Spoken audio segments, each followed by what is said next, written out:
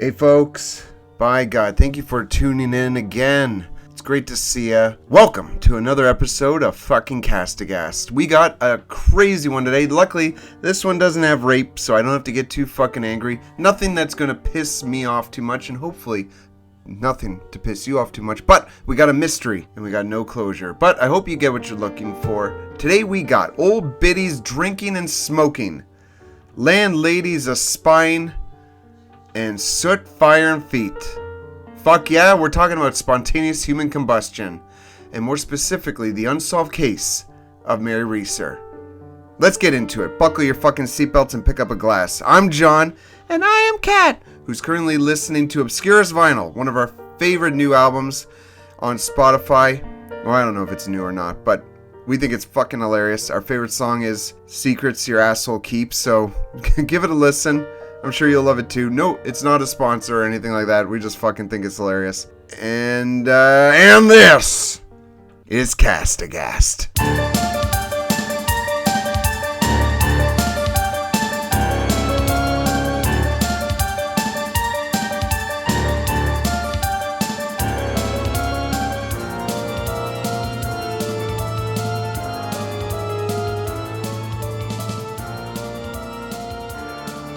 Well, hello. Here we go.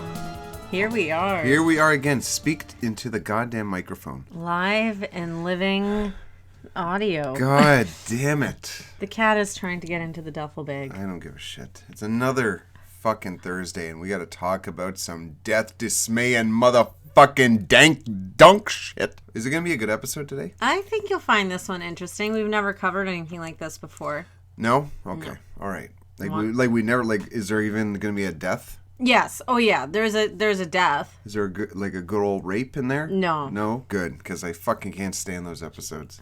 Is it like a shitty person dies or like an innocent? No, an innocent. Poo. Okay. Why don't you give us... I guess this is a one-sided conversation. Like, do you know, I ask a question, you ask a question. Like, fucking contribute a little bit. Okay, how was your day today? Oh, fuck it. All right, I'm sorry, folks. If you've already tuned off, now's the time to tune off.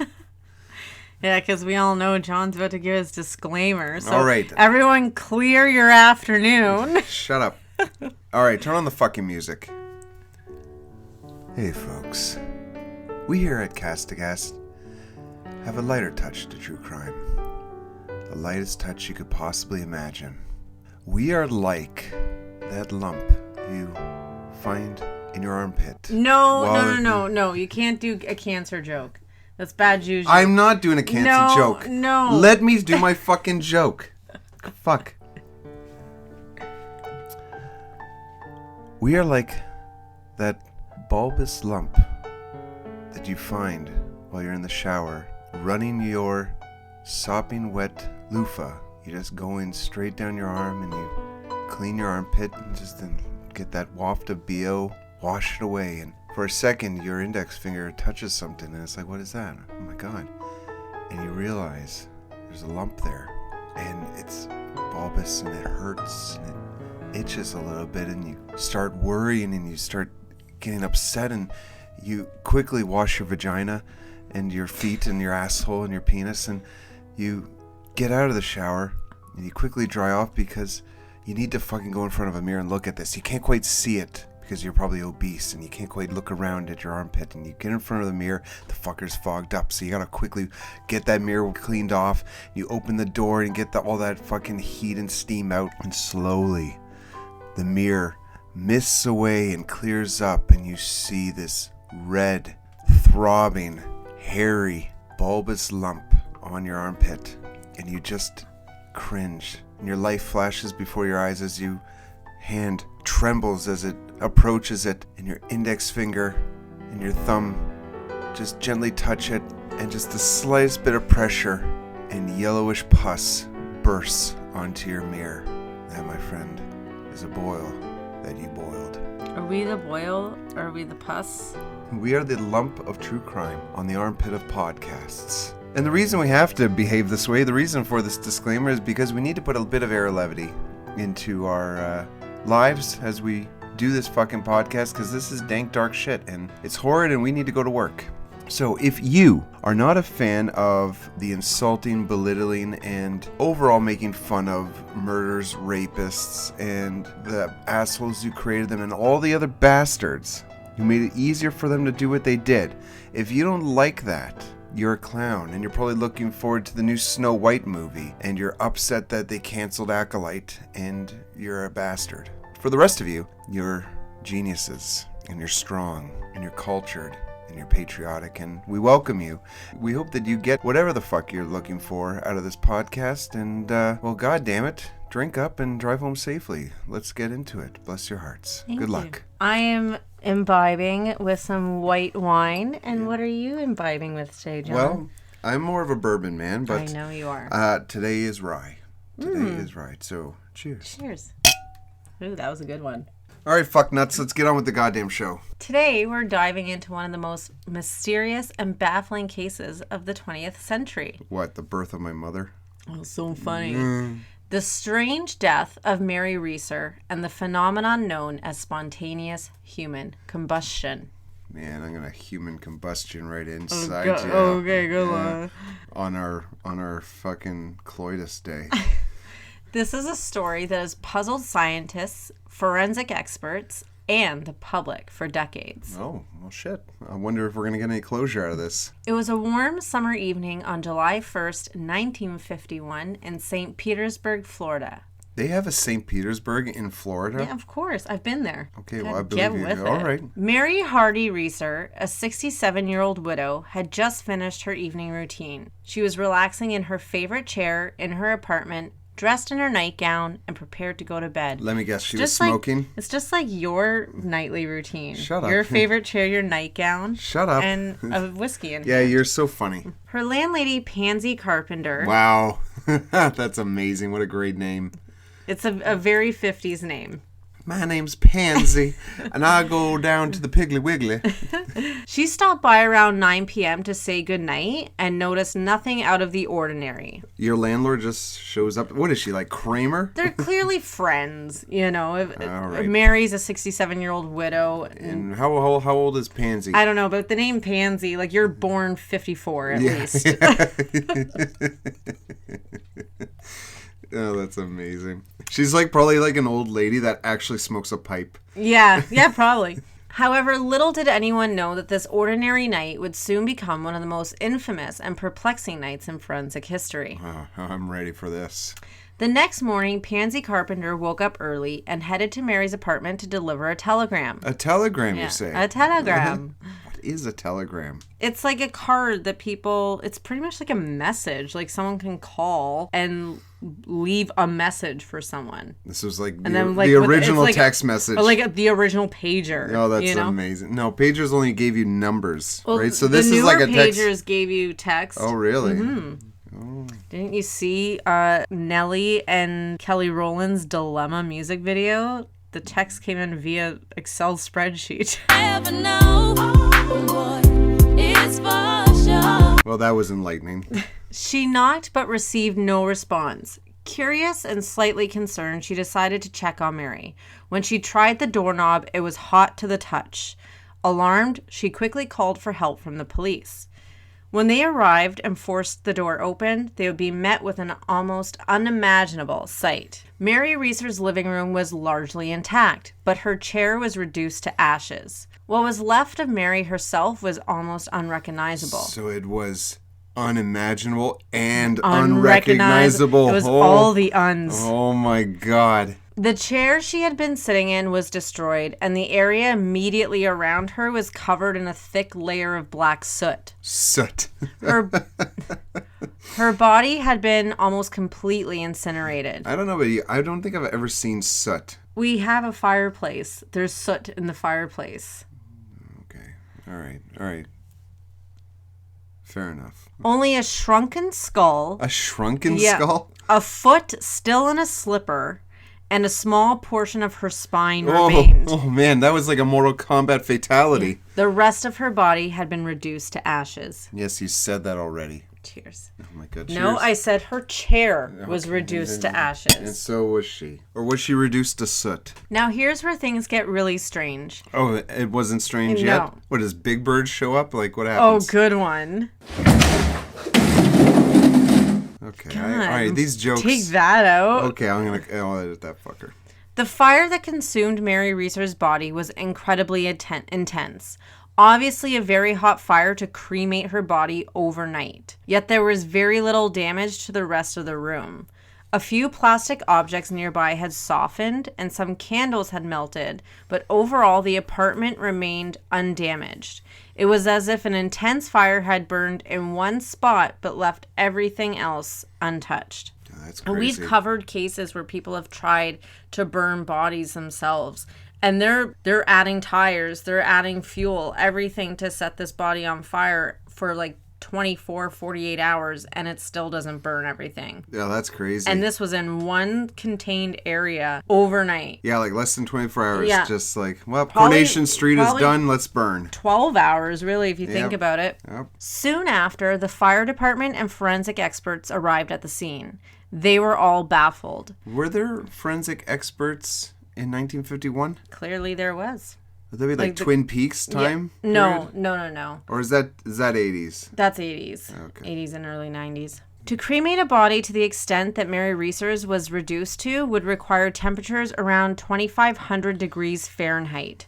And such a fire would typically cause significant damage to the surroundings. Like to Jeez. think like it didn't even burn through the floor. Yeah. She lived in an apartment. The only thing that can survive, I feel like, that heat on this planet is probably my mom's roast beef. Oh my God. Every time you can... It's pretty fucking chewy. But You overdid it, Ma. Ma, you overdid it again. Thanks, Ma. I needed another doorstop. Thanks, Ma. You got another fucking Bud Light?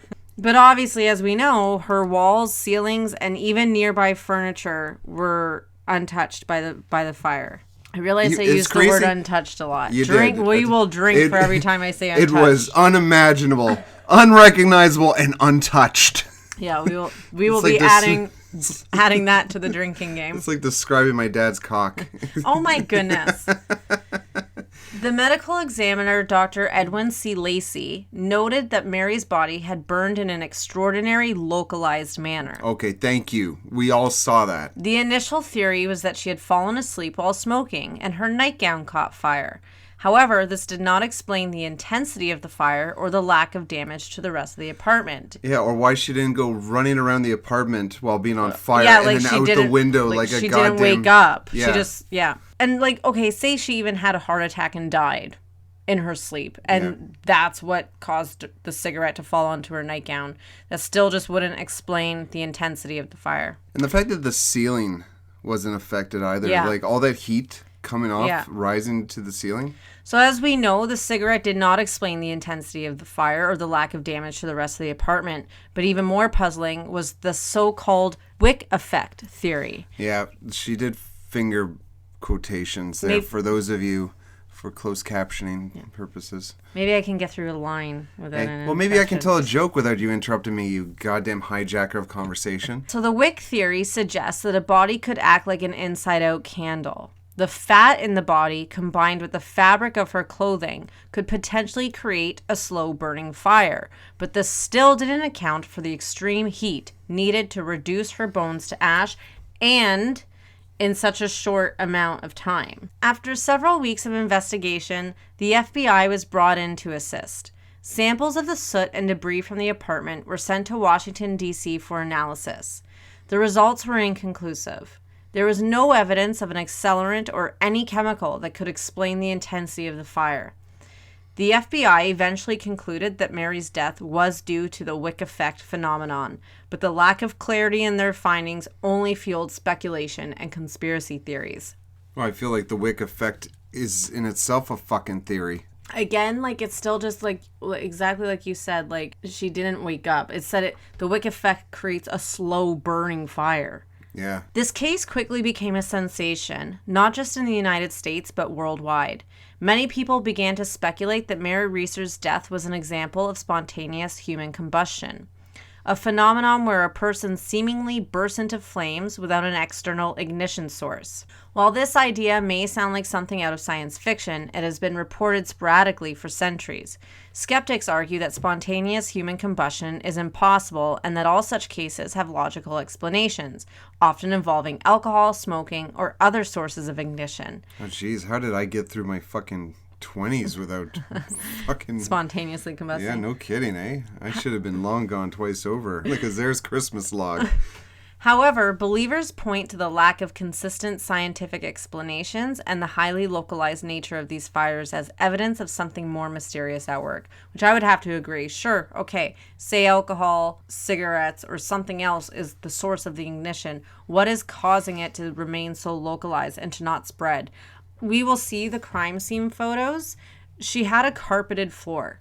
Like, why did that not just spread like wildfire? Yeah. There have been several reported cases of spontaneous human combustion, also known as SHC. Finally, an acronym that makes sense.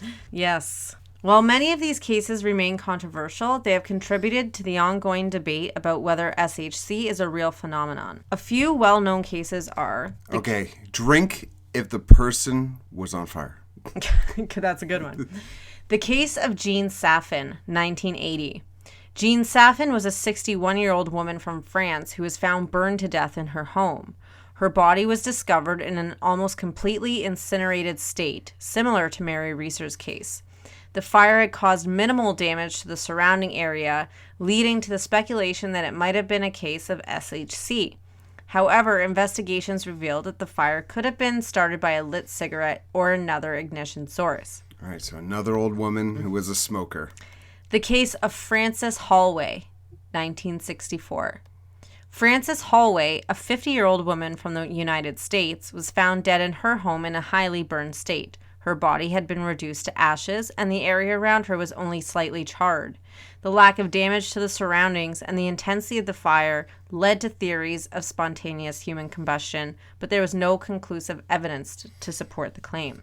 So that's 3 older women who are smokers. Like, well, it didn't. It never stated that Frances was a smoker. Her name was Frances. The case of Raynham Hall. A particularly bizarre case occurred at Raynham Hall in England, where a man named Thomas S. was found dead in his home. His body had been burned so intensely that only his lower legs and feet remained. Oh. Investigators found the fire difficult to explain, as the rest of the room showed minimal signs of damage. This case remains unsolved, but the circumstances lead to speculation of spontaneous human combustion. The case of Mrs. Maria Salvatori, 2008. Ooh, 2008. In 2008, 73-year-old Maria Salvatori from Italy was found dead in her apartment in a highly burned state. The fire that consumed her body was so intense that it left little trace. This case drew attention due to the unusual nature of the fire and the lack of an obvious ignition source. Some theories suggested spontaneous human combustion, but no definitive explanation was ever found. Wow. Again, another old woman. The case of Charles D., 2013. Charles D., a 65-year-old man from the UK, was discovered in his home with severe burns. His body was found in a state of advanced decomposition, but the intense burning was noticed. Investigators found that his smoking habit and the presence of alcohol could have contributed to the fire, though some continue to debate the possibility of spontaneous human combustion. In the years following Mary Reeser's death, numerous books, articles, and documentaries have explored the phenomenon of spontaneous human combustion, often citing her case as one of the most compelling examples. To this day, the mystery remains unsolved, with experts and enthusiasts alike debating what exactly happened on that fateful night in 1951. So what do you think happened to Mary Reeser? Was it a tragic accident, a rare scientific phenomenon, or something even more mysterious? Oh, it was a devil. The devil. The devil took her. You sound like Kathy Bates in Waterboy. Okay. You can't play the foosball. That's the devil's game. Foosball? You playing the foosball behind my back? I love a good conspiracy. I love believing in the unknown, so I tend to sway towards, even, again, the the source can be known. That doesn't bother me. The source, smoking, alcohol, a candle, that can remain. And the wick effect, like our body becomes like an inside-out candle. That's all fine. What confuses me, though, is why the fire stays localized. Yeah, that is confusing. And why does it not affect everything else? Like, Yeah. It's like a little bonfire in this fucking place. Yeah. And why this person who's now on fire is not having, the usual symptoms of being on fire. Like, what the fuck, I'm on fire and rolling around. Yeah. Are you leaning towards more spontaneous human combustion, or? I think the devil took her. And the devil took the 5 other cases that we covered? Yeah. Old people. It's old people. I'll lead an effective strategy to mobilize true international effort to pressure. That is a strange theme. Yeah, we have a 65-year-old, a 73-year-old, a 50-year-old, a 61-year-old, and Mary was a 67-year-old. We don't know how old Thomas D was. Or sorry, Thomas... Charles D. No, he was 65. Yeah, we don't know how old Raynham. Thomas S. was. Thomas S. Yeah, in the Raynham Hall. I bet he was like in his 60s. Another thing is none of these people have significant others or children or anything. Like, they seem to be solitary people, like living alone at the very least, or especially Charles D. with being found like also decomposed. But I find that interesting as well. So that's Mary Reeser. As you can see, she's a lovely looking 67-year-old. I love when the elderly, like their chins and their noses become extremely huge. Yeah. And there's her foot. Oh my God. That is fucking nuts. Holy shit. That's her foot, her ankle. And the slipper. By God. Yeah. This poor thing though, 67. Imagine living your life and that's how you go. Well, she probably died doing what she loves, drinking whiskey, smoking, and probably watching like a talkie, or something. Yeah, it was 1951. Yeah, she could have been watching like I Love Lucy. Was that on the 50s? Yeah, 50. She seems like more like a honeymooners kind of lady. Yeah, let's see. I Love Lucy. That premiered in 51. Yeah. October 15th, 1951. She just tuned in, and that show was so fucking hot, it and fucking burned her up. And she passed in July, so she very much could have been watching the lineup. Honeymooners, I Love Lucy, and like Hollywood Squares or something. So yeah, that we would love to know what you think. So let us know your thoughts on all our social channels. We're on YouTube, Catam Concoction, Instagram, cast_Aghast. I've been thinking about Facebook group as well. Facebook page. Let us know if you guys think that's a good idea. Do people still do Facebook? Is that a good place to mingle? Instagram, that's not really a mingling ground. It's like a comment ground. Yeah. So I was thinking of doing a Facebook page. So let us know if you think you should have that. We are thinking of launching a Patreon. And if we do, we will have a Discord, a private Discord that you get with that as well, where you can chat with John and I, which I know you're probably dying to do. No one is. Who doesn't want to talk to us? And you'll get special, never released episodes, provided that we can find the fucking time to do it. Yeah, we're going to do better for you. We want to show up for you guys. We're going to show the fuck up. Life got a little crazy there. But so you know what? All it took was for me to play a little bit of Pokemon, finally catch a Mew, and realize, my God, I have not been showing up for my people. Dreams can come true, and I want to make dreams come true for you folks. So, by God, thanks for listening. Holy shit. We want to thank you for joining us, especially on this cool and perplexing case. Feel free to subscribe and hit that button, and tune in to our bloopers at the end of the show. We always have bloopers. One of us has to do the plugging, sweetie. One of us has to plug our stuff. If you guys, though, are drinking, especially you ladies out there, and if any of you are older and you're smoking, keep just a be bucket careful. of water, or at least a fire extinguisher, or get ready. Someone else in your house. Hell's gonna try and take you back. Should we do our quote? Yes. Who are we doing now? We were doing iced tea. Okay, I think he's still a good one. All right, and now time for the wise words of His Iciness, Icicle Tea. Icicle tea. If you're really a rapper, you can't stop rapping. Whoa. Well, that's fucking profound. No wonder he is on Law and Order. Yeah. What show is he on? I think Diddy had a similar thing, but it was... If you can't he stop... was miss. Yeah, I think there was a P missing. Crazy, though. Yeah. Similar quote. Similar phrase, but just minus a P out of you guess what word. Yeah. What do you think, Ashton? If you can't... If you're really a rapper and you can't start rapping... You can't stop rapping. That's a unimaginable, yeah. unforgivable, and definitely not untouched. Yeah. Well, okay. It's good to be back. That's yes. enough. All right. We'll see you folks later. Drive home safely. Drink up. Yeah, check the show notes for the drinking game. They're always in there. All right. Bye now. Adios. You can check us out on YouTube at Catam Concoction. That's CATAMCONCOCTION. And on Instagram at cast_Aghast. Remember, there's a silent H.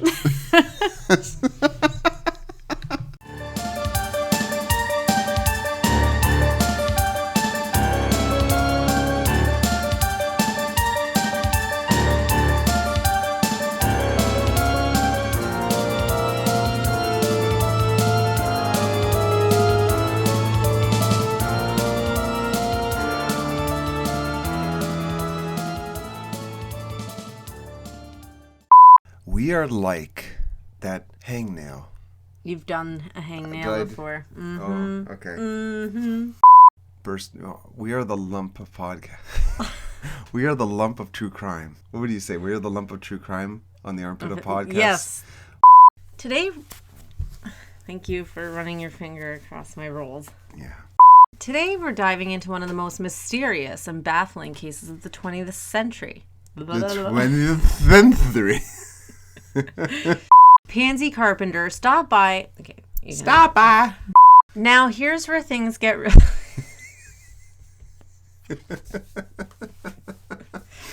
We're never gonna get through this. Episode 70 fucking 6.